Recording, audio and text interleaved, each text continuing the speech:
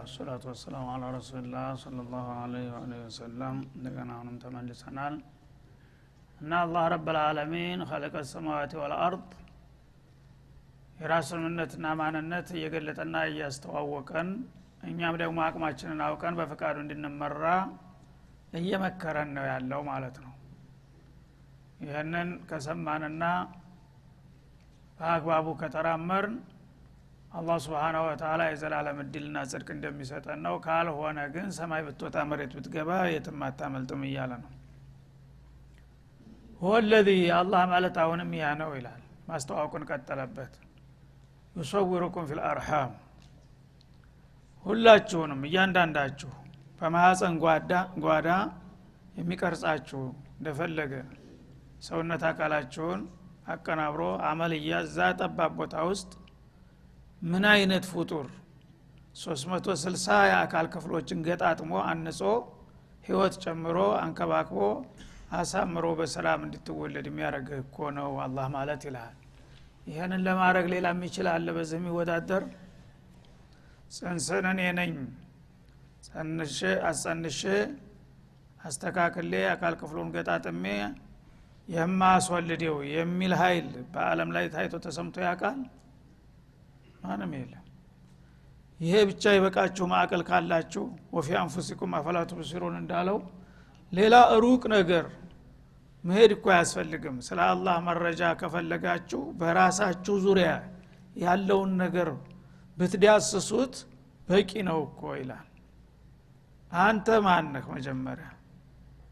ተየት መጣህ? እንዴት መጣህ? ማና መጣህ? እንዴት ነበር የተፈጠርከው? የሚለውን በራስ ዙሪያ ራስ ጥናት እኮ ለማድረግ ብትሞክር ሌላ መረጃ ሰማይ መሬቱ ፀሐይ ጨረቃው ምናምን የሚለው ሩቆቹ መረጃዎች እኮ አያስፈልጉም። አንተን ራስክን ብታውቅ አንተን ምን አይነት ኃይል እንዳመጣህ ይጠቁምሃል ይዘትህ ራሱ ማለት ነው። ስለዚህ አላህ እንግዲህ ከሚለይበትና ለእናንተ ከዋለላችሁ ውለታ ቸል ብሎ የማይታለፈው ነገር ምንድነው? ወለዲ ይصوركم في الارحام ሁላችሁም በማህፀን ጓዳ ነው የመጣችሁ ተዘጋጅታችሁ። እዛ ማህፀን ጓዳ በጣም ጠባብና ጨለማ የተጠራቀቀ የሆነ ቦታ ላይ ማን ነው ሰውን የሚያህል ክቡር ፍጡር አዘጋጅቶ እንዲወለድና በየቀኑ መላእክቶች እንዲመጡ የሚያደርገው? እኔ አይደለሁም ይላል። እና ከይፈ የሻእ ይላል እንደፈለገ የሚቀርጸው ኩሉ ጥቁር፣ ኩሉ ነጭ፣ ኩሉ አጭር፣ ኩሉ ረጅም፣ ኩሉ ወፍራም፣ ኩሉ እድለኛ፣ ኩሉ እድለቢስ ማን ነው? እንዳንተ ፍላጎት ቢሆን ኑሮ ማን ከማን ማነስ ይፈልግ ነበር? አይደለም እንዴ? እንደኔ ፍላጎት ቢሆን ኑሮ እኔ ሁሉ ከዓለም በላይ አንደኛ ሀብታም፣ ዓለም በላይ የመጨረሻው ፕሬዝዳንት፣ ከዓለም በላይ እድሜ 300 400 አመት እንዲሆን አልፈልግም። ማን ነው ወዲያ እጣህን የሚያከፋፍልህ? ድርሻህን የሚሰጥህ ወደድክም ጠላህም እድልህን የሚወስነው ማን ነው? እኔ እኮ ነኝ እዛች ጠባብ ጓዳ ውስጥ እያለህ ሁሉ ነገር ወስኜ እንድትወጣ ማደርግህ። ከይፈ የሻእ ኃይል ካለ ለምንድን ነው ሌሎች ኃይሎች እገሌማ እንደዚህ መሆን አለበት እንደዛ አታድርግ የሚለኝ አለ? አጋጥሞኛ ቃል ይላል አላህ Subhanahu Wa Ta'ala። የአንድ ሰው ልጆች እናት አባታቸው ሳይለያዩ የአንድ ሰው ልጆች መልካቸው እኩል ነው፣ ጸባያቸው እኩል ነው፣ እድላቸው እኩል ነው። ማን አተሐዳ? አንድ ሰው እኩል ነው ሊል አይችልም። ምን ለያቸው? እሺ ከይፈ የሻእ ነው። የጌታ ማሽን ነው የሚለያቸው ማለት ነው። አለዛ አባቱ ነው፣ እናቱ ነው። ሁላቸውም በእንክብካቤ በማሳደግም አቅም የፈቀደውን ሁሉም ያደርጋሉ። ግን ትልቁ ልጅ ምንም ዝግባ የማይባል ጅል ድሃ ድለቢስ ትንሹ ከኋላ መጥቶ ሁሉ ነገር የተሳካለት የሚሆነው ለምንድን ነው? ማን ነው ይሄን አርጎ ያመጣው? ከይፈ የሻእ እንደፈለገ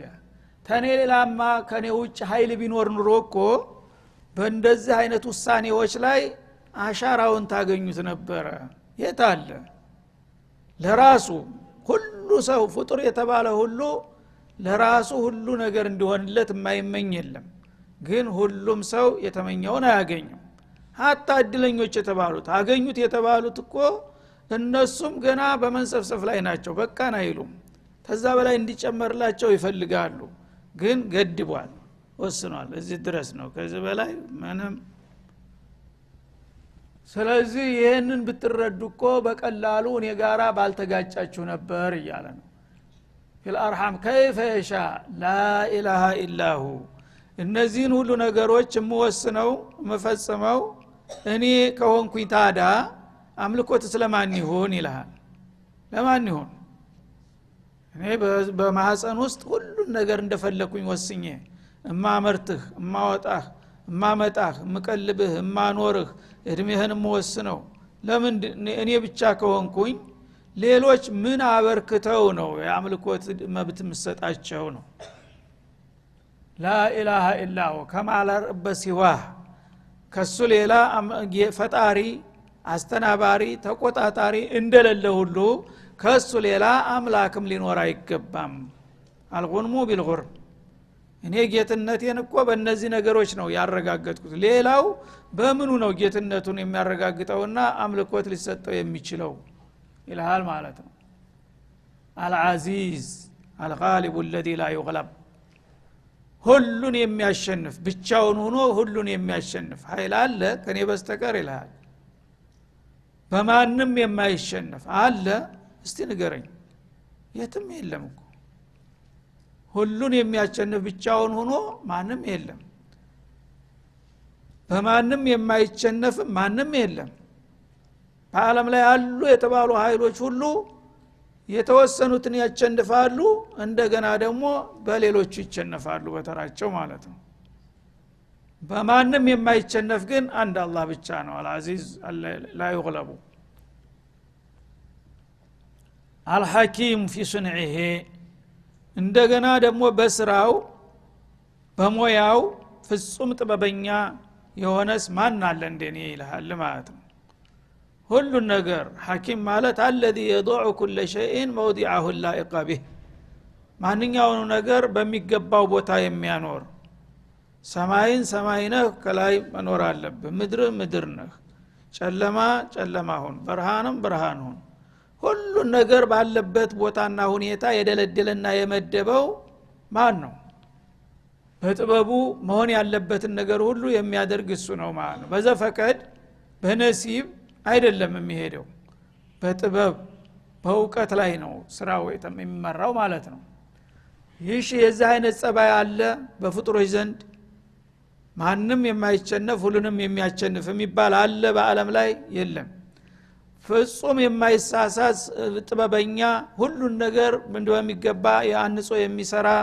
የሚባል አለ ተሱ ሌላ ማንም የለም ታዲያ ከሆነ አምልኮት እንዴት ለማን ነው የምትሰጡት ያላችሁት ይላል አላህ Subhanahu Wa Ta'ala هو الذي انزل عليك الكتاب ይላል ይሄ انزال الكتاب እኛ ተመጤፋን ቆጥረው እንደዲላ አይደለም እና እሱ ግን ምን ያህል ጸጋ እንደሆነ ደጋግሞ በዚህ ባንድ ገጽ ስንት ጊዜ ያነሳል ስለ ቁርአን ሱብሃንአላህ هو الذي الله ማለት انزل عليك الكتاب ይሄንን ታላቅ እድልና ጸጋ ያረገዘ ትልቅ መመሪያ ላንተ ያወረደ የሆነ ጌታ ነው የዚህን አይነት ፍጹምና ብሩህ የሆነ መመሪያ ለአገልጋዮቹ ለባሮቹ የሚወርድ ኃይል አለ እስቲ ንገረኝ ማን ነው ካለ የት ነው እስቲ አምጣው ይላል ቁርአንን የመሰለ መመሪያ ለምን ለህዝቦቹ ያወረደ ያለ ከኔ ውጭ ግን አንተ እኔ አላናቀው ቁርአን አልገባንም እድል ጸጋ መሆኑን ማናቀም ስለዚህ እንዳውም በሌሎቹ የተበለጥን ይመስለናል በካፊሮቹ ማለት ነው የአላህ መንሃጅ ትተህ የውሸታሞችን ያጣላዎችን ያጭበርባሪዎችን እንቶፈንቶ መመሪያ አድርገህ ትሄዳለህ ማለት ነው አላሁ ሙስተዓን ይሄ ኪታብ ግን ምንም ጸጋ የማይወዳደረው ወደር የሌለው ፍጹም ጸጋ ነው ይሄንን ልዩ የሆነ ኪታብ ላንተ ባንተ ላይ ያወረደ የሆነ ጌታ ነው አላሁ አልዓዚም ማለት ሌሎች ግን የዚህ አይነት ቀርቶ የዚህን አንድ መቶኛ ሊያወርዱ የሚችሉ የሉም ማለት ነው ሚንሁ አያቱ ሙህከማት ይህን ቁርአን ለእናንተ መመሪያ አድርጌ በማወርደው ጊዜ ሁለት አይነት ይዘት ይኖረዋል ይላል ሁለት አይነት ይዘት ይኖረዋል አንደኛ አያቱ ሙህከማት ግልጽ ብሩህ የሆኑ አንቀጾች አሉበት ይላል በቁርአን ውስጥ ማለት አረበኛ ቋንቋ ለሚያቀሰው ሁሉ ምንም ማብራሪያ ሳይፈልግ ቋንቋውን በማወቁ ብቻ ግልጽ የሆነ መልእክት የሚያስተላልፉት ብዙዎቹ አያቶች ናቸው ማለት ነው አሚኑ ቢላሂ ወረሱሊሂ ወአቂሙ ሶላተ ወአቱ ዘካት ማብራሪያ ይፈልጋል ምንም አያስፈልግም ወላ ተቅረቡ ዚና ወላ ተኩሉ ሪባ ግልጽ ነው አረበኛ ካወቀ خلاص ሼክ ማብራራትም አያስፈልገውም ማለት ነው አያቱ ሙህከማት የሚባሉት እነዚህ ግልጽ የሆኑ ቋንቋውን ያወቀ ሁሉ በቀጥታ በመመሪያነት ሊከተላቸው የሚገባቸው ግልጽ የሆኑ አንቀጾች ያለው አድርጌ ነው ያወረድኩት ቁርአንን ይላል ማለት ነው አያቱን هو الذي انزل عليك الكتاب منه ከዚህ ከኪታብ ማለት ነው ተቁርአን አያት አንቀጾች አሉ እነዛ አንቀጾች ሙህከማት ዋዲሃቱል መዓኒ ወዲላላ መልእክታቸው ሐሳባቸው ግልጽ የሆነ የማያሻማ የማያወላዳ እንደ ፀሐይ የሆኑ ማለት ነው ሁነ ኡሙል ኪታብ እነዚህ ግልጽ የሆኑት አንቀጾች የኪታቡ ዋና መሰረትና እንብርቱ ናቸው ይላል ቁርአን እንግዲህ በሁለት ደረጃ ይመድበው ነው ማለት ነው አንደኛው ክፍል አያቱ ሙህከማት ዋዲሃቱል መዓኒ ሐሳባቸው በጣም ግልጽ የሆኑና ምንም ግር የማያሰኙ ቁልጭ ያሉ አንቀጾች አሉ በቁርአን ውስጥ በብዛትና በስፋትም እነዚህ ናቸው ማለት ነው እና እነዚህ ግልጽ የሆኑት አያቶች ሁነ ኡሙል ኪታብ ለአጠቃላይ ኪታቡ ሲታይ የኪታቡ ዋና እናት የሚባሉት እነዚህ ናቸው እናት እንግዲህ ካለይ በኋላ ነው 10 15 ልጅ የምትወልደው አይደለም እናቲቱ ከሌለች ልጆቹ አይመጡም ሌሎቹ ሙተሻቢሃት የሚባሉት እንደ ቅርንጫፍ ናቸው ማለት ነው ዋናው መሰረቱ መደቡ ለቁርአን አያቱ ሙህከማት ግልጽ የሆኑት አያቶች ናቸው ማለት ነው በመሆኑ ኡሙል ኪታብ አስሉል ኪታብ ለልጆች እናት አስል እንደሆነች መሰረት እንደሆነች የቁርአንም ዋናው አስሉ ሙህከማት የሆኑት አያቶች ናቸው ይላል ግልጽ የሆኑት የማያሻሙት አያቶች ማለት ነው ወኡኸሩ ሌሎች ደግሞ የተወሰኑም ቢሆኑ አያቶች አሉ ወአያቱን ኡኸሩ ማለት ነው ሌሎች አያቶች አሉ የቁርአን አካል የሆኑ ግን ባህሪያቸው ከነዛኞቹ ተሙህከማቶቹ የሚለዩት በምንድነው ሙተሻቢሃት ተመሳሳይ መልእክት ያላቸው ይላል ተመሳሳይ መልእክት ማለት ምንድነው አሻሚ ትርጉም ያላቸው ማለት ነው አሻሚ ትርጉም ያላቸው ይሄም ሊሆን ይችላል ሐሳቡ ይሄም ሊሆን ይችላል የሚያሰኝ አሻሚ ትርጉም አላቸው ማለት ነው ቅድም የጠቀስኳቸው አያቶች አሻሚ ትርጉም የላቸውም አሚኑ ቢላህ ማለት በአላህ እመን ከአላህ ሌላ እመንበት የሚባል ነገር የለም አለቀ አቂሙ ሶላት ከተባለ ስገር ነው አቱ ዘካት ሱሙ ረመዳን ሐጅ በይተላህ الحرام ወሊላሂ አለ الناس حج البيت ግልጽ ነው ማለት ነው ምን ማብራሪያ ምን የሚያሻማው ነገር የለም ግን አሊፍ ላም ሚም የሚለው የቁርአን አካል ነው አይደለም እንዴ ምንድነው ትርጉሙ ከተባለ አንዱ ሼክ መጥቶ አላህና መሐመድ ማለት ነው ብሎ ይተረጉማል ሌላው ደግሞ ላ የቁርአን የመጀመሪያው ስሙ ነው ይላል ማለት ነው ሌላው ደግሞ ሌላ ትርጉም ያመጣል ማለት ነው ለምን ሙተሻቢህ ነውና አሻሚ ስለሆነ ቃሉ ቁልጭ ያለ የቋንቋ ትርጉም የለውምና ማለት ነው ስለዚህ አሊፍ ላም ሚም የምትለው ሶስት ፊደል ናት አንድ ቃል ናት እዚህ ላይ አላህ አለም ብለህ ታልፋለህ ማለት ነው ከዛ በኋላ ግን የሚመጡት መልእክቶች ግልጽ ናቸው ማለት ነው እነዚህን እንግዲህ ግልጽ የሆኑትን መልእክቶች ከተረዳህና እነሱን በስራ ላይ ካዋልክ ያ አሻሚ የሆነው ቃል ሳይገባህ ቢቀር አይጎዳህም ማለት ነው ለምንድነው የሱ መልእክቱ ቢታወቅ ኑሮ ከዚህ ከዋናው ከኡመል ኪታቡ አይለይም ማለት ነው ዝሮ ድግግሞሽ ነው ያው ግልጽ የሆነውን ነገር ነው የሱ የሚያዘው እንጂ ከዛ የተለየ ሚስጥር የለውም ይላል አላህ Subhanahu Wa Ta'ala ግን እኩሉን ግልጽ እንዲሆን አንዳንዶቹን ደግሞ አሻሚ እንዲሆኑ ያደረኩት የራሴ የሆነ ምክንያት አለኝ እናንተ ግን ይሄ ሙተሻቢውን ታላወቁት ምናልባት ከሌላው አያት የተለየ ትርጉም ልዩ ሚስጥር ይኖረዋል ብላችሁ አትረበሹ ሁነ ኡሙል ኪታብ ወኡኸሩ ሙተሻቢሃት እና ሌሎች ተመሳሳይ የሆኑ አሻሚ የሆኑ ሐሳቦች ያላቸው ቃላቶች አሉ ታዲያ ይህ ከሆነ ግልጽ የሆነው ግልጽ ነው ችግር የለውም ስራ ያለኝን እሰራለሁ ተው ያለኝን ተዋለሁኝ ግን ሙተሻቢህ የሆነው ግልጽ አሻሚ ስለሆነ ምናልባት አሊፍ ላም የሚለው ውስጥ አንድ ትእዛዝ ካለ እሱን ሳልሰራ ከቀረው ብጠየቅ ወይም የተከለከለ ነገር ካለ እሱን ባለማወቄ ወንጀል ብሰራ የሚል ስጋት እንዳይመጣብህ ዶማን ሰጠህ ማለት ነው ሙተሻቢሁን ወደ ሙህከሙ መልሰው በሙህከሙ ላይ አቋምህ ትክክል ከሆነ ሙተሻቢህ ውስጥ እንግዳ ነገር የለም ምንም ችግር የለም ከአላህ የመጣ ነው ብለህ ብቻ ታመንክ አዲስ ነገር የለም በዛ ውስጥ ይልሃል ማለት ነው فاما الذين في قلوبهم زيغ ግን ይሄን ሙተሻቢሁን ያወረደበት የራሱ የሆነ ምክንያት አለው ከምክንያቶቹ አንደኛው امتحان الإيمان ይባላል ኢማንን መመገምገሚያ የኢማንን መፈተኛ እንዲሆን ነው ማለት ነው ሰዎች እንግዲህ አንድ ነገር ለማወቅ ጉጉት አላቸው ሁሉ ጊዜ ያላወቁት ነገር የተለያየ ስሜት ያሳድርባቸዋል ለምንድን ነው ይሄ ነገር ያልገባኝ እንዴት ነው ምናምን ሁሉ ጊዜ በዛ ነገር ውስጥ ታጠነጥናለህ ማለት ነው ግልጽ የሆነውን ነገር ግን አንዴ ተረዳኸው خلاص አውቀዋል ተዛ በኋላ አታስብለትም የሙተሻቢሁን ያመጣው ለምንድነው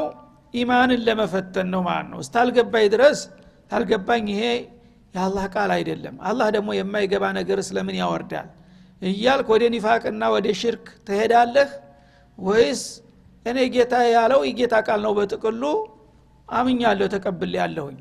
መመሪያው ደግሞ ሙህከማቱ ላይ ግልጽ ተደርጎልኛል ሙተሻቢሁ ባይገባኝ ምን ችግር አለብኝ የሚለው ቅኑ ሰው ነው ማለት ነው ላ ያኛው ጠማማው ግን ለምን እቺ ነገር አልገባችኝም አንድ ምስጢር ይኖራታል እኮ ምናምን በሷ ዙር እየተከላወሰ ያንን ዋናውን ቁም ነገር ግልጹን ይተውና በሱ ዙሪያ ያጠነጥናል ማለት ነው ያኔ ለስተት አላህ መጀመሪያውን ሙሉ ብሎ ነው ምስጢሩን የደበቀው አንተ በደካማ አቅምህ ተመራምረህ ቆፍረህ ታገኛለህ አላህ የደበቀውን ምስጢር አላህ የደበቀውን ማን ነው የሚያገኘው እና ይሄን ኢማናችሁን እስቲስላም ትሆናላችሁ አንተ ድብቅ ታረከው ግድ የለም ችግር የለም ግልጽ በሆነው መራለሁኝ የሚል ቀናኤውንና ለምን ይሄን ነገር ድብቅ አደረገው እሱን ማወቅ አለብኝ እንደውም እሱን አውቄ ሌላው ሰው ስለማያውቀው በዚህ ታዋቂ መሆን አለብኝ ብሎ በዚህ ዙሪያ ጉልበቱን የሚያባክናል ወስላታ እሱን ለመፈተን ነው ይላል ማለት ነው በመሆኑም فاما الذين في قلوبهم زيغ በልበናቸው ውስጥ ጥሜት ያለባቸው ይላል ልግመት ያለባቸው ጠማማነት የተጠናወታቸው ሰዎች ምን ይሆናሉ فيتبعون ما تشابه منه ከዚህ ከቁርአን አያቱን በይናት የሚለውን ይተውና ሙተሻቢሃት አሻሚ የሆነውን በሱ ዙሪያ በማጥናትና ጊዜውን በመግደል ሁሉ ጊዜ በሱ ዙሪያ ሲንደፋደፍ ታገኘዋለህ ማለት ነው ለምን ፈተቢዑነ ማ ተሻባሃ ሚኑ ابتغاء الفتنه ራሱን ፈተና ላይ ለመጣል ሌሎቹንም ለማወናበድ ይሄ ነው አላማው ማለት ነው እሱ እንግዲህ ሊታወቅ የማይገባውን ነገር አዋቂ ሊሆንና ከሌሎቹ የተለየ ማዕረግ ሊያገኝ ገሌ እኮ የማያውቀው ነገር የለም ሊባል ማለት ነው የራሱን ፍልስፍና ባይገባው ዝም ብሎ የገባው መስሎ የሆነ ነገር አጥቶ ይሄ ማለት እኮ እንደዚህ ነው እናንተ አልገባችሁም እንጂ ብሎ ከሌሎቹ የበላይነት ሊያገኝ ነው ይሄን የሚያደርገው ይላል ሌሎቹን የዋሆች ደግሞ ይዞ ለመሞት ሌላው ሸህ ሁሉ አላህ ዓለም እያለ ያለፈውን የኛ ሸህ እኮ ማሻአላህ በታተነው እንደዚህ ነው ዓሊም ማለት ይልና ጁምሁር ሊያፈራ ማለት ነው አጨብጫቢ አጃቢዎችን ሊያመርት ነው ይሄንን በዚህ ዙሪያ የሚቆፍረው ይላል ابتغاء الفتنه አንተና እኔን የመሰሉት የዋዎችን እኔ እኮ እነዚህ አያውቁትም እንጂ ያውቀዋለሁኝ ስትል ተግፈልፍል ወዶ እሱን እንዲያጅብ የኹራፋት ሸኾች ብዙ አጃቢዎች አሏቸው ለምን አስራር አላቸው ምስጢር አላቸው ከሽፍ አላቸው ተብሎ ይወራል እነሱ ያሳድጋሉ ሸቃው ያብሳሉ ሳዳ ያላብሳሉ እየተባለ የዋሁ በቃ ያንን ወህም ተከትሎ ያን ነገር ለማግኘት ሌላው ግን ትክክለኛውን የአላህን ቃል የሚያስተምረው ይሄ የሰጠር ሰው ነው ይላል ማለት ነው ዑለማው ሱጡር ዑለማው ዛሂር ይላል ማለት ነው ምስኪን ፋቲሃን ሳያቅ ወላሂ አዲን ሳይረዳ እሱ ሊከብር ሊሾም ሊሸለም ሁሉ ጊዜ ያለከለከ በኪሱ ያለችውን ስሙኒ 25 ሳንቲም እየሞተለፈው ለخسر الدنيا والاخره ሁሉንም አጥቶ ይሄዳል ማለት ነው። ይሄኛው ግን አላህ ያሳወቀውን ግልጹን የሚነግርህ እሱ ነበር ወዳጅ ብታውቅ ኑሮ ወንጀር ጌታ ያዘዘን ይሄን ስራ የከለከለ ይሄ ነው ከዚህ ውጭ ምንም ነገር የሚረብሽ ነገር የለም ካለህ ቀጥተኛው ጎዳና ወደ አላህ የሚያደርስ ይሄ ነበር። ያኛው ግን ውሸቱን ያልሆነ ነገር ማያቀውን የሚያቅመስሎ በሙተሻቢሃት ዙሮ ያጠነጠረኛ በኩሽፋት በአስራር ደርሰንበታል እያለ የሆነ ነገር ያትትልሃል መንዙማ ያስጨፍራል ከዛ በኋላ በቃ የኛ ሸክ የሚያህል የለም እያልክ እያለከለክ እድሜን ትጨርሳለህ። ወኡኸሩ ሙተሻቢሃት ሱብሃነ فاما الذين في قلوبهم زيغ በልቦናቸው ውስጥ ጥሜት ያለባቸው ዋዲህ የሆነውን ግልጹን መመሪያ ተተው فيتبعون ما تشابه منه ተቁርአን ሙተሻቢህ የሆነውን ይከታተላሉ ይላል ማለት ነው። ለምን ابتغاء الفتنه ሌሎቹን ሰዎች ለማወናበድ በመሻት ይላል። ለምን ግልጽ ሆነው አያት ላይ ማወናበድ አይመችም። እንዴት ይመቻል? አቂሙ ሶላት ማለት ነግዱ ማለት ነው ብሎ ቢፈስርልህ ትቀበላለህ እንዴ? እንዴት ይሆናል? ቆፍሩ ማለት ነው ቢባል የሚሰማ ሰው አለ እንዴ? ግን ያኛው ሙተሻቢ የሆነው ግልጽ መጀመሪያው ትርጉሙ ግልጽ ስላልሆነ ማሱ ያመጣ አዲስ ነገር ያመጣ ይመስሎህ ነው የምትከተለው ማለት ነው። እዚህኛው ግን ማታለል እንደማይቻል አውቆ እሱ ላይ ስራ የለውም። ابتغاء الفتنه ሰዎችን ራሱንም ሌሎቹንም ለመፈተና ላይ ለመጣል የፈረደበት ነው። وابتغاء تاويله ይላል። እንዴት አድርጎ ነው ፊትና የሚያመጣላቸው? ابتغاء تاويله የተጠማዘዘ ትርጉም በመስጠት ማለት ነው። እናንተ አልገባችሁም እንጂ አላወቃችሁም እንጂ እንዲህ እኮ ማለት ነው እኛ አስራሩ ገብቶናል ይላል ማለት ነው። ስለዚህ አንተ በحسن الظن ይሄ ሰው አላህ ፈተህ عليه الاسرار ትልና በቃ እሱ የሚል ሁሉ ነገር በሙሉ ተቀበለዋለህ ማለት ነው። ከዛ በኋላ ጠጅ እየጠጣ ወተት አድርገውታል ትላለህ። አረ የሚያረጉ የሉም እንዴ? የማንንም ወደ ጓዳ ይዞ እንትን እያለ እሳቸው አርሽ ላይ ኒካህ አስረዋታል ይላል። ያንተን ሚስት ያንከባለለ ማለት እሳቸው ላይ حرام እኮ የለም። ለምን? በሙተሻቢህ ነው የሚመራ ማለት ነው። አንተ ምን ታውቃለህ? አለ እንዳውም በአገራችን ምሳሌ ያለ አይደል? ኪታቡ ያለው ከኛ ነው አንቺ ያለብሽ መርሐባ ነው አለ። በቃ አረንሻችን ምን ነው حرام አይደለም እንዴ ስትል አንቺ ተቀኛኛ ነን የምናውቀው ኪታቡን አለ። የዚህ አይነቱ እንግዲህ ሙተሻቢህ እሷ ተሽላ ተመልከት حرام አይደል አውዝ ቢላህ ምናምን ስትል አንቺ ምን ታውቂያለሽ አላት። وابتغاء تأويله እና እንደፈለገ ማጠማዘዝና ማጣመምን በመሻት ነው ወደዛ የሚሄደው ይላል። وما يعلم تأويله إلا الله የሙተሻቢሁን ትክክለኛ ትርጉም الله الذي أنزله እንጂ ማንም የማያውቀው ሆኖ ያለ እሱ ግን ራሱን አዋቂ ሊቅ አድርጎ የዋሆችን እንደ በግ ይነዳቸዋል ወደ ጀሃነም ይላል አላህ Subhanahu Wa Ta'ala። ይሄ ነው እንግዲህ ግልጽ ረሱል ዘላይ ምን አሉ አለይሂ ሰላቱ ወሰለም إذا رأيتم الذين يتبعون المتشابهات فهم الذين سماهم الله فاحذروهم አሉ። አህለ الباطل በቀጥታ ታውቁታላችሁ ቁርአን ጋር ባለው ግንኙነት ማንንም አህለ الباطل ዋዲህ በሆኑ የቁርአን አያቶች አይከራከርም አበደን።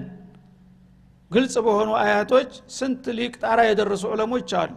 ከነሱ ጋር በምን አቅሙ ነው የሚከራከረው? ግን እኛ በአቋራጭ መንገድ አስራሩ ተከፍቶልናል ይልና ሙተሻቢሃትን እና አሊፍ ላም ሚም የመሰሉትን ነዛ ሐዲስም የተለያዩ ጭፍን የሆኑ ንሱሶችን ይወስድና በዛ ዙሪያ ነው የሚያጠነጥንልህ ማለት ነው። ለምን በዛ ዙሪያ የፈለገውን ነገር ሲያትት ለምን የሚለው የለም። ይሄኛውም ታዋቂው ሼህ በዛ ነገር ሚና የለውም የተጋረደ መሆኑን ያውቃል። አላህ